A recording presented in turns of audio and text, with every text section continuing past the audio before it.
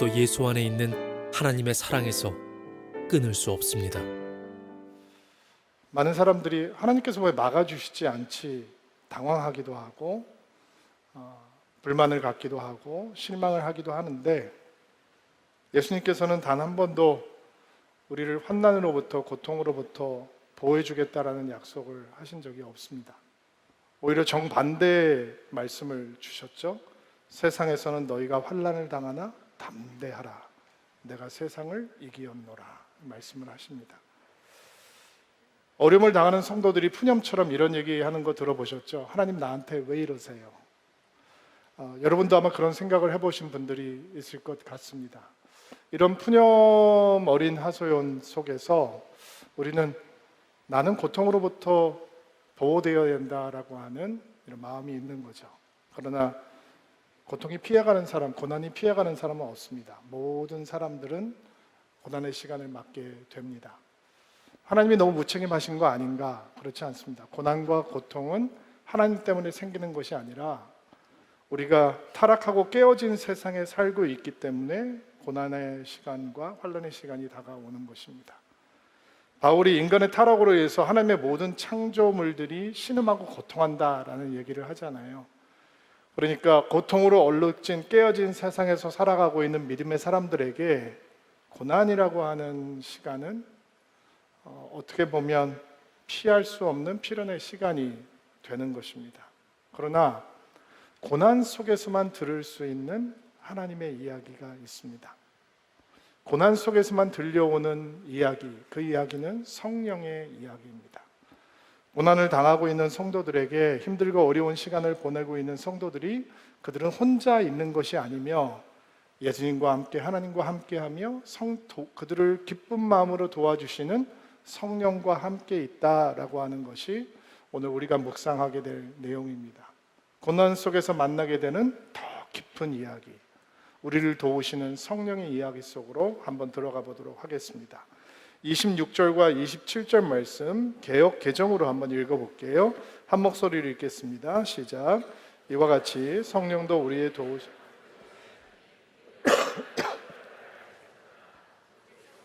말할 수 없는 탄식으로 우리를 위하여 친히 간구하시느니라. 마음을 살피시는 이가 성령의 생각을 아시나니 이는 성령이 하나님의 뜻대로 성도를 위하여 간구하심이라. 고난 속에서 만나는 첫 번째 성령의 이야기는 무엇인가? 우리가 어떤 기도를 해야 되는지도 모르는데 마땅히 빌 바를 알지 못하는데 우리를 말할 수 없는 간절함과 탄식으로 성령께서 우리를 위해서 기도해 주신다라고 하는 것입니다. 바울이 말하고 있는 연약함은 두 가지 의미를 가지고 있습니다. 고난을 당했는데도 기도하지 않는 연약함, 그리고 고난을 당했는데도 불구하고 제대로 기도하지 못하는 연약함. 많은 사람들이 내가 평소에는 기도를 잘 하지 못하지만, 많이 못하지만 고난의 시간이 다가오면 나도 뜨겁게 기도할 수 있을 거다라고 막연하게 생각을 합니다. 그런데 그렇지 않습니다. 평안할 때 기도의 훈련, 기도의 연습이 되어 있지 않으면 힘들 때도 기도할 수 없습니다. 그런데 스스로 기도하지 못하는 연약함을 성령께서 말할 수 없는 탄식으로 중보기도 하심으로 도우신다는 거예요. 또 성령께서는 제대로 기도하지 못하는, 마땅히 빌 바를 알지 못하고 엉뚱한 기도를 하고 있는 성도들을 향해서도 도움을 주신다는 것입니다.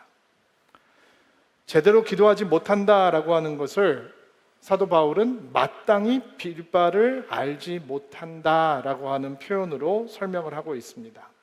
그런 영적인 어리석음이 우리 안에 있다는 거예요. 고난이 다가왔는데 무슨 기도를 해야 되는지 분별을 할 수 없는 어리석음이, 우매함이 우리 가운데 있다라는 것입니다. 제가 청소년 사역을 할 때 저희 교회에 아주 망나니 같은 학생이 한 명 있었습니다. 이 아이를 보면서 저희 청소년 사역을 하고 있는 사람들이 이렇게 어린 아이가 어떻게 이렇게 악할 수 있을까? 참 우리에게 큰 마음의 부담이고 기도 제목이고 무거운 짐이었습니다. 이 아이는 거칠기로 하면 비교할 대상이 없을 정도고 학교에서도 사고 뭉치고 교회에서도 사고 뭉치고 주체할 수 없는 폭력성이 그 안에 있고, 이 분노가 터지기 시작하면 아무도 말릴 수가 없는 겁니다. 학교에서는 기물 파손은 물론이고 아이가 기절할 때까지 폭력을 행사하는 그런 아이였습니다. 교회에서도 마찬가지였습니다. 선생님을 구타했는데 얼굴이 피투성이가 될 만큼 선생님을 구타하는 그런 문제아였습니다. 아버님은 장로님이시고 어머님은 권사님이셨습니다. 그래서 이 아이가 감당이 안 되니까 이제 상담을 하기 위해서 권사님을 만났습니다. 아이에게 이런 문제가 있어서 조금 도움을 받으셔야 될 것 같습니다. 상담도 하고 해야 될 것 같습니다라고 하는 말씀을 드렸는데, 권사님께서 단호하게 우리 아이는 문제가 없습니다. 제가 매일 이 아이가 의사가 되기를 기도하고 있습니다. 이렇게 얘기를 하는 거예요. 마땅히 빌 바를 알지 못하는 우매함. 이 아이는 지금 의대를 가기 위한 기도가 필요한 아이가 아니라 하나님이 절박하게 필요한 아이였습니다. 그 안에 파괴되어 있는 인간성이 보통 사람들이 감당할 수 없는 것이었기 때문에 이 아이는 하나님의 은혜가 아니면 회복될 수 없는 길을 걸어가고 있었는데, 시한폭탄처럼 언제 사고가 터질지 모르는 그런 아이였는데, 어머님은 매일 그 아이가 의대를 가게 해달라고 기도를 하고 있다는 것입니다. 오래전에 만났던 권사님 한 분을 기억합니다. 사위가 굉장히 부유한 분이셨습니다. 그런데 하나님을 두려워하지 않고 아내를 사랑하지 않고 아이들에게도 관심이 없습니다. 방탕하게 살아가고 있는 사람이었습니다. 그런데 권사님은 그 사위를 위해서 뭐라고 기도하냐면 그 많은 재산을 하나님을 위해 쓰게 해달라고 기도하신다는 겁니다. 11조를 하게 해달라고 기도하신다는 겁니다. 아내의 얼굴은 수심이 가득하고 우울증이 깊어서 방 바깥으로 나올 수가 집 바깥으로 나올 수 없는 상태이고, 아이들은 아버지 못지않게 방탕하고 세상을 사랑하고 하나님을 믿는 것에 관심이 없이 살아가고 있는데, 그 권사님은 그 많은 재산의 일부를 하나님 앞에 드리는 기도를 하고 있다는 겁니다. 마땅히 빌 바를 알지 못하는 우매함이죠. 예수님께서는 제자들에게 내가 예루살렘에 들어가면 고난을 받을 것이고 죽임을 당할 것이고 3일 만에 부활할 것이다, 예수님의 마지막 사역에 대해서 얘기를 하시는데, 마땅히 빌 바를 알지 못했던 요한과 야고보는 엄마까지 대동하고 와서 주님의 영광 가운데 임하실 때 한 사람은 오른쪽에 한 사람은 왼쪽에 앉게 해달라라고 간구합니다. 이게 마땅히 빌 바를 알지 못하는 영적인 우매함입니다. 고난 속에 들어가 있는 성도들은 때로는 기도의 길을 찾지 못할 때가 있습니다. 아니 목사님, 고난 가운데 있으면 제일 중요하고 급한 기도는 고난을 빨리 통과하게, 고난이 빨리 끝나게 기도해야 되는 거 아닙니까? 그건 너무 쉬운 답인데요, 절박하게 절실하게 이 고난을 빨리 끝내주세요 라고 하는 기도가 우리가 해야 되는 기도가 아닌가요? 라고 생각을 할 수가 있는데, 고난을 만난 성도들은 고난이 빨리 끝나게 해달라는 기도보다 반드시 배워야 하는 더 중요한 기도가 있습니다. 며칠 전에 암 수술을 한 젊은 부부와 함께 기도할 기회가 있었습니다. 나이가 젊은데 암을 발견했으니 얼마나 놀랐겠어요? 깜짝 놀라고 두려운 마음이 많이 들었겠죠. 근데 수술 전에도 기도하고 수술 후에도 함께 기도하면서 늘 질병을 치유해야 되는 성도들에게 하는 권면의 말씀을 나누었습니다. 자매님, 형제님, 수술을 잘 받고 투병하고 온전히 치유되는 과정도 중요하지만 이렇게 힘들고 어려운 상황이 왔을 때 고난 속에서만 만날 수 있는 하나님을 꼭 만나야 합니다. 평안할 때는 만나지 못할 하나님이 고난 속에서 기다리고 계시기 때문에 그 고난을 그냥 마음 졸이고 발만 동동 구르면서 그냥 지나가면 안 되고, 그 고난 중에 우리를 만나주시는 하나님의 특별한 은혜를 반드시 체험해야 합니다. 이런 권면의 말씀을 나누었습니다. 고난이 지나면서 그냥 마음만 졸이다 끝나면 고난을 낭비해 버리는 겁니다. 고난을 빨리 끝내달라라고 하는 기도보다 더 중요하고 더 시급한 기도는 하나님 고난 속에서 만날 수 있는 그 하나님 맛보아 알기를 원합니다. 그 고난을 통과하면서 정금 같은 믿음으로 세워지기를 원합니다. 하나님과 동행하는 능력을 배우기를 원하고 하나님을 뜨겁게 체험하는 기도를, 그 기도가 먼저 더 중요하고 먼저 해야 되는 기도인 것입니다. 여러분, 성령이 말할 수 없는 탄식으로 하는 기도 속에서 우리는 고난을 빨리 통과하게 해달라라고 하는 기도보다 더 중요한 기도를 배우게 되는 것입니다. 다윗이 참 고난이 많은 사람이었잖아요. 그런데 다윗이 사울 왕에게 쫓겨다니면서 얼마나 이 광야에서 고생을 많이 했는지 더 이상 숨을 곳이 없어지자 그가 어디로 숨어 들어가냐면 적지로 숨어 들어가게 됩니다. 블레셋과 이스라엘은 원수 사이거든요. 다윗이 왜 유명해졌는가? 블레셋의 장수 골리앗을 죽였기 때문에 유명해졌잖아요. 사람들이 노래를 지어 불렀죠. 사울이 죽인 자는 천천히요, 다윗이 죽인 자는 만만이라. 공공의 적 1호, 블레셋 땅의 공공의 적 1호가 누구냐? 다윗이에요. 근데 다윗이 숨을 곳이 없자 블레셋 땅으로 숨어 들어갑니다. 그런데 어떻게 해요? 다윗이 블레셋 땅에서 너무 유명한 사람이에요. 들어가자마자 다윗이 죽인 사람은 만만이요 부르던 그 다윗이 블레셋 땅에 숨어 들어왔다는 이야기가 왕에게 전해집니다. 그런데 이 위기를 다윗이 어떻게 모면을 하는가? 수염에 침을 질질 흘리고 벽을 손톱으로 벅벅 긁으면서 미친 사람 흉내를 내서 겨우 살아납니다. 여러분, 생각해 보면 하나님의 마음에 합한 사람 다윗, 어떻게 이렇게 비참한 상태까지 떨어질 수 있는가? 어떻게 이렇게 조롱과 비웃음을 받는 인생으로 전락할 수 있는가 생각을 할 수 있는데, 다윗이 그렇게 블레셋 왕에게 조롱을 받고 쫓겨난 후에 그가 하나님께 기도하는 내용이 시편 34편입니다. 빨리 고통을 끝내달라라고 하는 기도가 들어가 있는지, 아니면 말할 수 없는 탄식으로 우리를 위해서 중보하는 성령의 기도가 다윗의 기도 가운데 있는지 한번 들어보시기 바랍니다. 내가 여호와를 송축하며 내 입술로 항상 주를 찬양하리이다. 내 영혼이 여호와를 자랑하리니 공고한 자들이 이를 듣고 기뻐하리로다. 내가 함께 여호와를 광대하시다 하며 함께 그의 이름을 높이세. 내가 여호와께 간구하며 내게 응답하시고 내 모든 두려움에서 나를 건지셨도다. 그들이 주를 앙망하며 광채를 내었으니 그들의 얼굴은 부끄럽지 아니하리로다. 이 공고한 자가 부르짖음에 여호와께서 들으시고 그의 모든 환난에서 구원하셨다. 주님의 여호와의 천사가 주를 경외하는 자를 둘러 진치고 그들을 건지시는도다. 너희는 여호와의 선함을 맛보아 알지어다. 그에게 피하는 자는 복이 있도다. 너희 성도들아 여호와를 경외하라.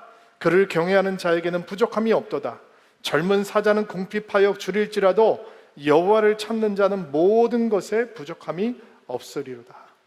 이 다윗의 기도 속에서 상황에 매몰되지 않는 성령께서 일으키시는 기도가 있다는 것을 보게 됩니다. 스스로 기도할 수 없는, 기도해야 하는데 스스로 기도할 수 없는 연약함을 가지고 있는 성도에게, 제대로 기도해야 되는데, 제대로 구해야 되는데 엉뚱한 기도 속에 빠져 있는 연약함을 가진 성도들에게 성령께서는 말할 수 없는 간절함과 탄식으로 그들을 위해 기도하시면서 하나님의 뜻을 따라 중보하시면서 성도들을 돕는 것입니다. 여러분, 성령께서 탄식하신다라고 하는 말씀 속에는 우리의 상황을 안타까워하신다는 거잖아요. 그렇죠? 성령께서 우리의 눈물 때문에 탄식하시고, 우리의 아픔 때문에 탄식하시고, 우리의 두려움 때문에 탄식하시고, 우리의 어려움 절박한 순간 때문에 탄식하시고, 우리의 괴로움 때문에 탄식하신다는 거예요. 그런데 성령께서는 우리의 눈물, 우리의 아픔, 우리의 두려움에 현혹되지 않으시고 무엇을 따라 기도하시는가? 아버지의 뜻을 따라, 하나님의 마음을 따라, 하나님의 뜻을 따라 기도해 주신다는 거예요. 왜? 그 기도가 하나님께서 들으시는 기도니까. 그를 향하여 우리가 가진 바 담대함이 이것이니 그의 뜻대로 무엇을 구하면 들으시리냐. 그러니까 성령께서 말할 수 없는 탄식으로 고난 중에 있는 성도들을 향해서 아버지의 마음을 따라 하나님의 뜻을 따라 기도하심으로 그들을 돕는다라고 하는 것이 성령께서 들려주시는 이야기입니다. 그러면 우리 가운데 이런 생각이 들 수 있잖아요. 목사님, 그러면 내가 기도하지 않아도 성령께서 말할 수 없는 탄식으로 기도하신다면 그럼 나는 그냥 가만히 있으면 되는 거 아닙니까? 성령께서 다 알아서 기도하고 계시는데 그렇지 않죠. 만약에 성령께서 우리에게 고난 중에 있는 성도들에게 들려주시는 성령의 이야기가 말할 수 없는 탄식으로 내가 하나님의 뜻을 따라 아버지의 마음을 따라 기도하고 있다라고 하는 말씀이라면 우리는 그 기도 속으로 들어가야 되는 것이고 그 기도를 배워야 하는 것이고 그 기도의 능력을 온전히 붙들어야 하는 것입니다. 어떻게 성령의 기도를 따라 들어갈 수 있는가? 기도할 때마다 내 생각대로 내달리지 아니하고 성령을 기다리는 연습을 하는 것입니다. 어떻게 하면 되는가? 여러분들이 우리가 기도할 때 절박한 기도 제목들이 있잖아요. 그것들을 하나님께 아뢰기 전에 성령님, 내 안에 이런 기도의 제목들이 있습니다. 이런 기도의 생각들이 가득합니다. 하나같이 다 나에게 중요하고 긴박한 일들입니다. 그런데 성령의 생각을 가르쳐 주십시오. 성령의 생각을 배울 수 있도록 도와주십시오. 내 생각을 따라 기도하지 않게 하시고 성령의 생각을 따라 기도할 수 있도록 도와주십시오. 내 마음이 많은 생각으로 가득한데 내 생각은 가라앉게 하시고 성령의 생각이 온전히 떠오르게 하셔서 그 성령의 생각을 따라 기도할 수 있는 은혜를 주십시오. 이렇게 성령을 기다리는 기도 속에서 우리를 향해 말할 수 없는 탄식으로 기도하는 아버지의 마음과 하나님의 뜻을 따라 기도하시는 성령의 기도를 배울 수 있는 것입니다. 자, 28절 개역 개정으로 읽어볼게요. 읽겠습니다. 시작. 우리가 알거니와 곧 그의 뜻대로 부르심을 입는 자들에게는 모든 것이 협력하여 우리가 좋아하는 말씀이죠. 너무 좋아하는 말씀. 아멘. 일단 아멘으로 받읍시다. 우리를 향한 말씀이니까. 성경 말씀 가운데 가장 사람들이 사랑하는 말씀 가운데 하나예요. 모든 것이 합력하여 선을 이룬다. 이 말씀을 어떻게, 이 약속을 어떻게 사랑하지 않을 수 있겠어요? 좋아하지 않을 수 있겠어요? 아멘으로 받는 것이 당연하죠. 그런데 이 말씀이 조건부로 주어졌다라고 하는 것도 기억하셔야 돼요. 모든 사람들에게 공평하게 모든 것이 합력해서 선을 이룬다 이렇게 말씀하지 않으셨고, 하나님을 사랑하는 자, 그의 뜻대로 부르심을 입은 자에게 모든 것이 합력하여 선을 이룬다 이렇게 약속을 하고 있는 거예요. 그러면 하나님을 사랑하는 자, 그의 뜻대로 부르심을 받은 자들이 누군가? 하나님의 사랑을 믿음으로 받아들이고 주님을 사랑하는 삶을 살기로 헌신한 사람들, 주의 사랑을 받고 주님을 사랑하며 주의 말씀을 따라 살기를 간구하는 사람들에게 모든 것이 합력하여 선을 이루는 상황이 이루어진다라는 거예요. 그러니까 이걸 뒤집어 놓고 얘기하면 합력해서 모든 것이 합력하여 선을 이룬다는 말씀은 어떤 고통도 어떤 어려운 상황도 하나님의 선하심을, 하나님께서 의도하시는 선함이 다가오는 것을 막지 못한다 이런 뜻이잖아요. 성령 고난 속에서 들려오는 두 번째 성령의 이야기는 성령께서는 이 변하지 않는 하나님의 선하심을 향한 확실한 믿음을 주심으로 고난 중에 있는 성도들을 도우신다는 겁니다. 여러분, 고난 가운데 있으면 하나님께서 선하다고 잘 느껴지지가 않거든요. 근데 하나님의 선하심에 대한 확신이 없으면 소망의 끈도 끊어집니다. 하나님을 향한 기대감이 사라지죠. 상황은 나쁘지만 하나님은 여전히 선하신 분이다라고 하는 사실을 붙들고 있을 때 우리는 소망의 인내를 배울 수 있는 것입니다. 오직 성령의 도우심으로 하나님을 향한 흔들리지 않는 신뢰가 고난 중에 있는 성도들에게 주어지는 것이죠. 대표적인 케이스가 구약에 나오는 요셉이에요. 아버지의 사랑을 받던 아들이 형들의 미움을 받아서 노예로 팔려가고 죄수가 되고 감옥에 갇히는 신세가 되었어요. 그런 환경에 있는 사람에게 모든 것이 합력해서 선을 이룬다, 이게 어떻게 기쁜 마음으로 받을 수 있는 말씀이겠어요. 그런데 그가 이집트를 다스리는 총리 대신이 되고 큰 기근을 피해서 자기 형제들과 그 가족들을 다 이집트로 집단 이주를 시킨 다음에 아버지 야곱이 죽고 복수당할 것을 두려워하고 있던 형들에게 이런 말을 하죠. 당신들은 나를 해하려 하였으나 하나님께서 그것을 선으로 바꾸사 오늘날과 같이 많은 백성들의 생명을 구원하게 하려고 하셨습니다. 이런 얘기를 하는 거예요. 당신들은 악을 의도했지만 하나님께서는 그것을 선으로 바꾸셨다는 거예요. 요셉의 인생을 보면 챕터 1, 챕터 2, 챕터 3 넘어가면서 정말 나쁜 상황에서 더 나쁜 상황으로 치닫는 것 같아요. 그러니까 모든 것이 합력해서 선을 이룬다라고 하는 말씀은 이루어지지 않는 것 같아요. 그런데 보세요, 여러분. 성도의 삶, 하나님을 사랑하는 자, 그리고 하나님의 뜻대로 부르심을 입은 자들의 삶 속에서 어떻게 모든 것이 합력해서 선을 이루게 되는가? 요셉은 자기 가족을 구원하는 구원의 통로예요. 총리 대신이 돼야 돼요. 그러면 가나안 땅에 살고 있으면 안 되는 거예요. 이집트로 가야 되는 거예요. 왜 이집트에 가겠어요? 사랑받는 아들이 왜 이집트로 가요? 그러니까 노예로 팔려서 이집트로 가는 거예요. 보디발의 집에서 노예로 섬깁니다. 노예로 섬기면 절대로 구원자가 될 수 없어요. 그러니까 누명을 쓰고 감옥에 들어가게 되는 거예요. 왜? 감옥에 들어가야 나중에 파라오의 꿈을 해몽해서 총리 대신이 될 수 있는 거예요. 근데 감옥에 들어가서 하나님께서 함께 하시니까 몇 사람을 도와주거든요. 꿈을 해몽하면서 도와줘요. 근데 그 꿈 해몽 때문에 풀려났던 사람이 나가면 나를 꼭 기억해달라고 하는 요셉의 부탁을 잊어버려요. 너무 기구하죠. 근데 그때 만약에 기억하고 요셉을 빨리 빼줬으면 파라오의 꿈을 해석할 수 있는 기회는 오지 않는 거예요. 그러니까 모든 상황이 합력해서 선을 이룬다라고 하는 것은 상황이 나빠질 때도 하나님의 선하심은 진행되고 있다라고 하는 믿음의 고백이 있어야 하는 거예요. 제 친구 목사님 한 분이 젊은 시절 청소년들을 수련회를 다녀오다가 차가 전복되는 큰 사고를 당한 친구 목사님이 있어요. 옛날 그 봉고차라는 게 있잖아요. 봉고차에 아들을 가득 채우고 고속도로를 달리는데 타이어가 터지면서 차가 전복돼서 큰 사고를 당했어요. 근데 이 타이어가 왜 이렇게 터지게 됐냐면 아이들을 데리고 수련회를 가야 되니까 이 차를 교회 청년이 하는 정비소에다 맡기고 정비를 부탁을 했다는 거예요. 이 청년이 아이들을 사랑하고 교회를 사랑하는 마음으로 타이어를 교체를 해줬는데 이 타이어를 봉고 타이어가 사이즈가 다 다르잖아요. 봉고 타이어를 끼워야 되는데 고급 승용차에다 타이어를 달아줬다는 거예요. 아이들을 사랑하는 마음에. 근데 이 차 그리고 아이들의 중량을 견디지 못한 타이어가 터지면서 이제 차가 전복이 되고 큰 사고가 당한 거예요.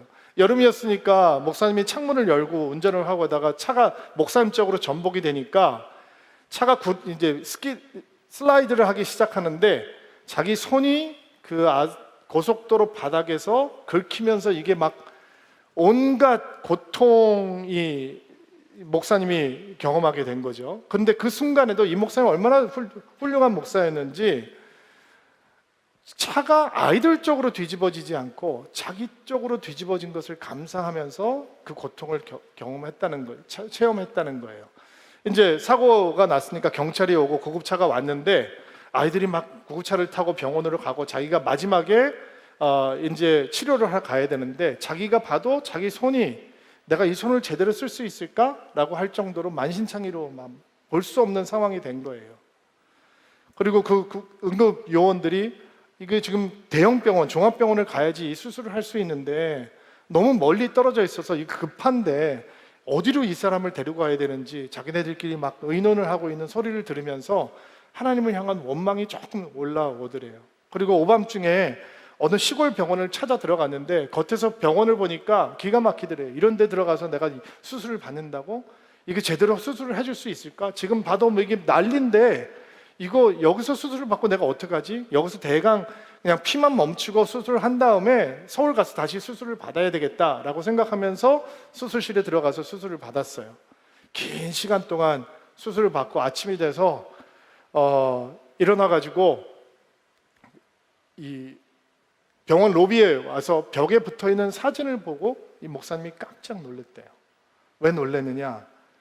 이 병원은 어설프게 보이는 시골 병원은 어떤 전문 병원이냐면 손 재건 수술을 하는 전문 병원이었던 거예요. 말할 수 없이 망가졌던 손과 그 애프터, 사진이 비포 앤 애프터가 벽에 쭉 붙어 있더래요. 거기 일하는 선생님이 김사부였던 거예요. 그리고 자기 손을 보면서 종합병원에서도 할 수 없는 놀라운 재건 수술을 해준 그 시골 의사 선생님, 모든 것이 합력해서 선을 이루시는 하나님의 은혜, 바로 그런 은혜인 거죠. 성령께서 하나님을 사랑하는 자, 하나님의 뜻대로 부르심을 받은 자들에게 어떤 성령의 이야기를 들려주시는가? 하나님의 선하심은 어떤 고난의 상황 속에서도 흔들리지 않는다라고 하는 믿음을 확고하게 심어주시는 것입니다. 자, 29절부터 30절 말씀도 한번 묵상해 봅시다. 29절부터 30절 말씀 개역 개정으로 읽을게요. 읽어주시겠어요? 시작.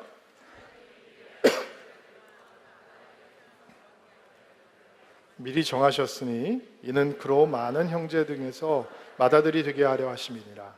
또한 미리 정하신 그들을 또한 부르시고 부르신 그들을 또한 의롭게 하시고 의롭게 하신 그들을 또한 영화롭게 하셨느니라. 사도 바울이 성도들에게 임한 하나님의 놀라운 구원의 은혜를 이렇게 단계적으로 보여줘요. 하나님께서 미리 아셨고 예지하셨다는 거죠. 미리 정하셨고 예정하셨다는 거예요. 미리 정하신 자를 부르시고 부르신 자를 의롭게 하시고 의롭게 하신 자를 영화롭게 하셨다. 이 어마어마하고 치밀한 하나님의 구원의 계획이 우리 안에 임했다라는 거예요. 이런 구원의 은혜 주신 이유가 무엇이냐? 그 이유를 사도 바울은 어떻게 설명을 하고 있냐면 하나님의 아들의 형상을 본받게 하기 위해서였다라는 거예요. 여러분, 고난을 낭비할 수도 있어요. 고난이 끝났는데 아무것도 남지 않는 거죠. 분노만 남고 원망만 남는 거죠. 많은 사람들이 고난 속에 고난을 낭비하는 이유는요, 힘이 안 빠지기 때문이에요. 교정의 시간이 있으려면 힘이 빠져야 되거든요. 교정, 커렉션이 일어나려면 우리 힘이 빠져야 돼요. 근데 저를 포함해서 여기 있는 모든 분들이 다 자기 잘난 맛에 살잖아요. 내 생각이 최고의 생각이고 내 계획이 가장 옳고 내 목표가 절대 가치이고 내 길이 가장 선한 길이라고 하는 편견이 우리 안에 다 있단 말이에요. 힘이 가득 차 있는 거죠. 근데 그 힘이 빠져야지 교정의 시간이 주어지는데 그 힘이 빠지려면 가장 좋은 하나님의 툴은 고난이라고 하는 시간이에요. 그동안 우리가 가지고 있었던 고집, 집착, 오기 같은 것들의 힘이 언제 빠지는가? 편안할 때는 안 빠지고 고난이 다가오면 힘이 빠지게 되는 거예요. 고난 속에서 듣는 성령의 이야기는 무엇인가? 고난을 통해 성령께서는 우리가 예수의 형상을 닮은, 예수를 닮아가는 사람이 되기를 원하신다는 성령의 이야기죠. 결혼은 기쁨이에요. 그렇죠? Thank you. Bless you. 아멘 한 분이 혹시 싱글이면 어떡하죠? 결혼은 기쁨이에요. 근데 결혼은 고난이기도 해요. 사랑하는 사람과 함께 사는 것이 어떻게 고난이 되는가? 왜냐하면 힘이 빠지지 않기 때문이죠. 결혼 생활을 하다 보면 권태기도 만나고 서로에게 실망하는 시간도 있고 서로에 대한 사랑보다는 미움을 더 많이 느끼는 시간도 만나게 되고 서로에 대해서 무관심해지는 시간도 생기게 되고 심하게 갈등하는 때도 만나게 됩니다.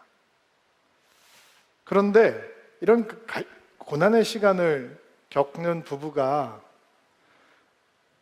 고난 속에서 들려주는 성령의 이야기를 듣지 못하면 서로를 향한 원망, 미움, 분노, 한 이런 것만 남겠죠.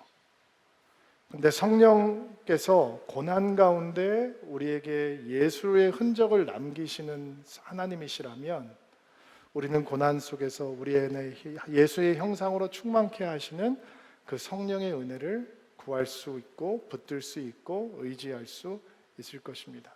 고난이 지나고 나면 예수가 남아야 됩니다. 여러분, 이 말씀을 여러분 영혼 가운데, 마음 가운데 굳게 심으셔야 합니다. 고난을 지날 때 여러분 이 기도를 반드시 해야 합니다. 예수의 흔적이 남게 하옵소서, 예수를 닮아가게 하옵소서, 예수의 형상이 우리 가운데 충만하게 하옵소서. 지금까지 고난을 한 번도 경험해보지 못한 사람은 여기 한 사람도 없죠. 크고 작은 고난의 파도를 맞아보셨어요? 자, 무엇이 남았어요? 예수가 남았나요? 목사님, 예수가 안 남은 것 같습니다. 이렇게 생각하는 분들이 분명히 계실 거예요. 걱정하지 마세요. 고난은 또 와요. 또 와요. 만약에 여러분이 지금까지 고난을 낭비하셨다면 다음에 고난을 만나게 되면 예수님의 흔적이 남기를 원합니다. 그래서 5년 결혼 생활한 사람보다 40년 결혼 생활하고 하나님을 붙들고 있는 부부들이 조금 더 내 남편이 그래도 예수님 조금 닮아가요, 내 아내가 그래도 조금 더 예수님 닮아가요 라는 고백을 할 수 있는 것입니다. 고난이 지나면서 뭐가 남아야 된다고요? 예수의 흔적이 남아야 합니다. 그것이 성령의 역사입니다. 35절부터 39절 말씀, 35절부터 39절 쉬운 성경으로 읽을게요. 시작. 누가 우리를 그리스도의 사랑에서 끊을 수 있겠습니까? 환난입니까? 아니면 어려움입니까? 핍박입니까? 그렇지 않으면 굶주림입니까? 헐벗음입니까? 위험입니까? 아니면 칼입니까? 성경에 기록된 것처럼 우리는 하루 종일 주님을 향해 죽음에 직면하고 있습니다.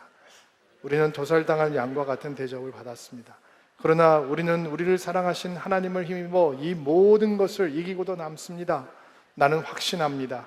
죽음이나 생명이나 천사들이나 하늘의 권세자들이나 현재일이나 장래일이나 어떤 힘이나 가장 높은 것이나 깊은 것이나 그 밖에 어떤 피조물이라도 우리를 우리 주 그리스도 예수 안에 있는 하나님의 사랑에서 끊을 수 없습니다. 누가 우리를 하나님의 사랑에서 끊을 수 있습니까? 환난입니까? 어려움입니까? 핍박입니까? 굶주림입니까? 헐벗음입니까? 위험입니까? 칼입니까? 죽음입니까? 생명입니까? 천사들입니까? 하늘 위의 건세자들입니까? 현재일입니까? 장래일입니까?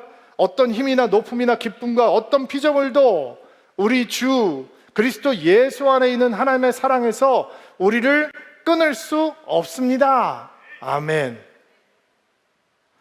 고난 속에서 들려오는 성령의 이야기는 끊을 수 없는 하나님의 사랑이 우리 안에 있다라고 하는 이야기입니다. 왜냐하면 고난 속에 있으면 버림받았다라고 하는 느낌을 받게 되거든요. 유명한 영국의 설교자였던 마틴 로이스 존스 목사님은 하나님을 진짜 사랑하고 믿는 사람들을 알 수 있는 가장 좋은 방법은 고난에 반응하는 것을 보면 된다라고 말씀했습니다. 많은 사람들이 나는 버림받았구나, 사랑받지 못하구나 라고 생각을 해요. 그러나 정반대의 말을 사도 바울은 전해주고 있습니다. 무엇도 하나님의 사랑에서 우리를 끊을 수 없습니다. 우리가 지금 7장에서 무슨 고백을 들었어요? 오라 나는 공고한 사람이로라. 내가 원하는 것은 하지 못하고 도리어 내가 미워하는 것을 행하는 나는 공고한 인생이다. 이 사망의 몸에서 누가 나를 구원할까? 이런 절박한 성도의 고뇌가 있었죠. 그러나 사도 바울이 이제 뭐라고 선포하느냐? 그 무엇도 우리를 하나님의 사랑에서 끊을 수 없다라는 것입니다. 여러분, 사도 바울이 편지를 쓰면서 저는 이런 상상을 해보았습니다. 혹시 스데반의 얼굴을 떠올린 것은 아닐까? 첫 번째 순교자였던 스데반이 사람들이 던진 돌에 맞아 피 흘려 죽어가는 것을 바라보면서 그것을 주도하고 책임졌던 사람이 누구예요? 바울이었거든요. 사울이었단 말이에요. 그 스데반이 해처럼 밝은 얼굴을 하면서 하나님이 영광에 앉으신 예수 그리스도를 받으면서 내 영혼을 받아달라고 하는 마지막 기도 수간에 그 사람에게 돌을 던지도록 명령했던 사람이 누구예요? 바울이었단 말이에요. 그의 그런 어두운 과거도, 부끄러운 과거도, 그 무엇도 우리를 하나님의 사랑에서 끊을 수 없습니다. 이게 고백이에요. 고난에서 들려오는 성령의 이야기는 우리는 그 사랑 안에 있으며 그 무엇도 우리를 하나님의 사랑에서 끊을 수 없다라고 하는 확신에 찬 이야기입니다. 여러분, 오늘 어떤 성령의 이야기가 여러분 가운데 필요하십니까? 성찬의 자리로 나아가면서 오늘 로마서를 통해서 들려오는, 고난 중에 들려오는 성령의 이야기가 여러분의 이야기, 나의 이야기가 되는 은혜가 있게 되기를 주의 이름으로 축복합니다.